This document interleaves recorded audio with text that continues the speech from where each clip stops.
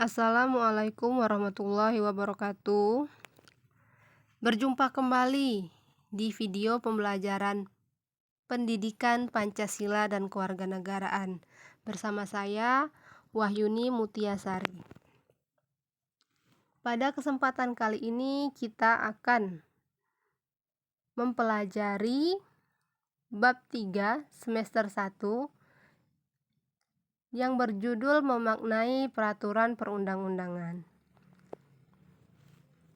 Nah, pembukaannya dulu nih ya. Hukum itu kan senantiasa ada di dalam masyarakat. Hukum itu mengikat seluruh anggota masyarakat. Ada nggak suatu masyarakat tanpa hukum? Ya, tidak ada. Sekalipun masyarakat tersebut hidup dalam suasana yang amat sederhana, terpencil, dan tidak terpengaruh oleh teknologi. Demikian juga dalam masyarakat perkotaan. Nilai-nilai hukum tersebut mengikat dan harus dipatuhi oleh warganya. Dalam hidup bernegara itu, hukum menjadi alat untuk menciptakan ketertiban dan keadilan. Suatu masyarakat atau negara pastilah hidupnya akan kacau apabila hukum tidak dilaksanakan oleh masyarakat tersebut. Nah, dalam bab ini, kalian akan mempelajari dan menumbuhkan ketaatan terhadap hukum sesuai dengan peraturan perundang-undangan. Lalu muncul pertanyaan, mengapa harus ada hukum dalam pergaulan hidup manusia? Kita mengetahui bahwa, sama-sama kita ketahui bahwa kita sebagai manusia itu pasti mempunyai keinginan. Kadangkala keinginan kita itu berbeda-beda. Nah, apabila tidak ada sesuatu yang dijadikan pedoman dalam mewujudkan keinginan-keinginan tersebut, hal yang terjadi adalah benturan-benturan. Supaya hidup dapat berjalan dengan aman dan tertib, diperlukanlah adanya peraturan hidup. Nah, peraturan hidup itu disebut dengan norma. Apa itu norma? Sudah kalian pelajari kan di kelas 7? Nah, norma itu juga terbagi menjadi 4. Ada yang namanya norma kesusilaan, norma adat, norma kesopanan, dan norma hukum. Nah, yang sifatnya mengikat dan sanksinya itu nyata, jelas, langsung kita terima, itu adalah norma hukum. Nah, hal tersebutlah yang akan kita pelajari pada kesempatan kali ini. Nah, berikut adalah pengertian peraturan perundang-undangan. Menurut Undang-Undang Nomor 12 Tahun 2011, peraturan perundang-undangan itu berarti peraturan tertulis yang memuat norma hukum yang mengikat secara umum dan dibentuk atau ditetapkan oleh lembaga negara atau pejabat yang berwenang melalui prosedur yang ditetapkan dalam peraturan perundang-undangan. Nah, negara Indonesia ini adalah negara hukum. Itu sudah jelas dinyatakan dalam Undang-Undang Negara Republik Indonesia tahun 1945 pada pasal 1 ayat 3 yang berbunyi, negara Indonesia adalah negara hukum. Hal ini mengandung arti bahwa kehidupan bermasyarakat, bernegara, dan berbangsa ini harus didasarkan pada hukum yang berlaku. Hukum dijadikan panglima. Segala sesuatu harus ada dasar hukumnya. Sebagai negara hukum, segala aspek kehidupan dalam bidang kemasyarakatan, kebangsaan, dan kenegaraan termasuk pemerintahan harus berdasarkan atas hukum yang sesuai dengan sistem hukum nasional. Nah, berikut adalah hierarki peraturan perundang-undangan. Apa itu hierarki? Menurut KBBI, hierarki adalah urutan, tingkatan, atau organisasi dengan tingkat kewenangan dari yang paling bawah sampai yang paling atas. Nah, di sebelah kiri bisa kita lihat sama-sama ya, ada tata urutan peraturan perundang-undangan. Yang paling atas itu adalah Undang-Undang Dasar Negara Republik Indonesia tahun 1945. Selanjutnya ada undang-undang atau Perpu. Lalu ada peraturan pemerintah. lalu di bawahnya ada peraturan presiden, lalu ada peraturan daerah atau perda. Nah, dalam perda ini termasuk konun ya yang ada di Provinsi Aceh, perda khusus dan perda provinsi di Provinsi Papua.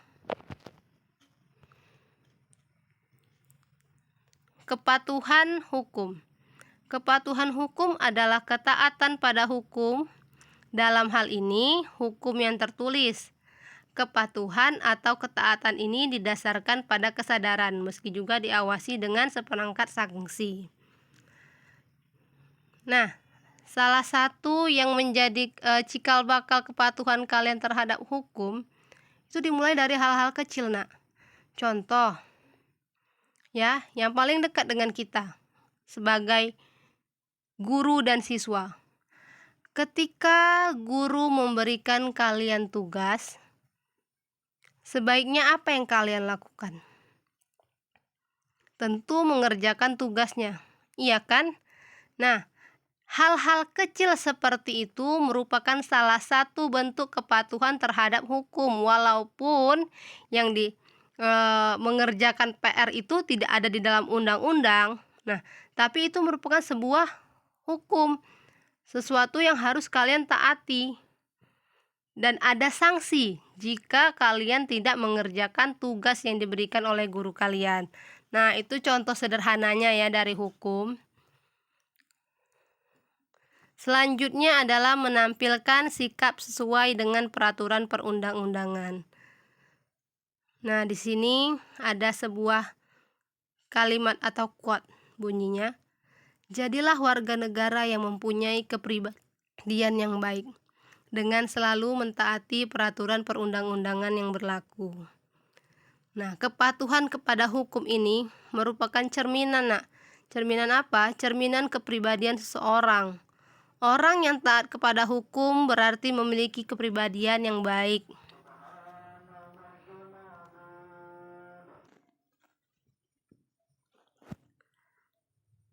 Pembahasan selanjutnya adalah membiasakan perilaku tertib berlalu lintas. Nah, ini juga merupakan bagian dari hukum.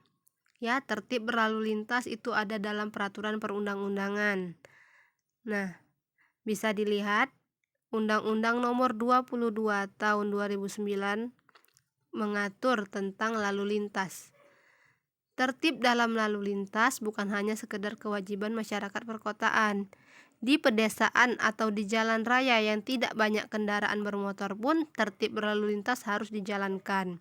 Misalnya, memakai helm saat berkendara, tidak ugal-ugalan di jalan, tidak kebut-kebutan. Nah, itu merupakan bagian dari tata tertib berlalu lintas.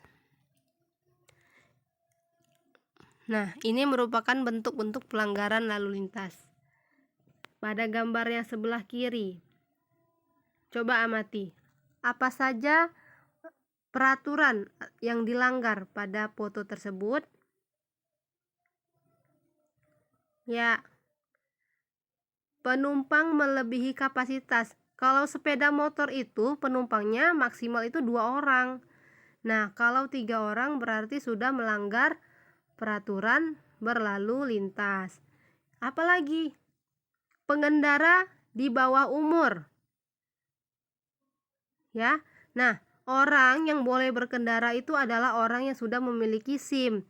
Dan orang yang sudah memiliki SIM itu, yang boleh memiliki SIM itu adalah orang yang umurnya 18 tahun ke atas. Nah, anak SMP tentu belum sampai segitu umurnya ya, nak. Lalu apa lagi? Lihat, mereka tidak memakai helm. Ya, sudah banyak peraturan yang mereka langgar. Lalu di gambar yang sebelah kanan, apa bentuk pelanggarannya? Coba dilihat, diamati. Di situ ada gambar atau rambu-rambu lalu lintas dilarang untuk berbelok. Tapi coba kamu lihat. Ya, ada beberapa kendaraan yang tidak memperhatikan rambu-rambu tersebut. Mereka belok aja di situ.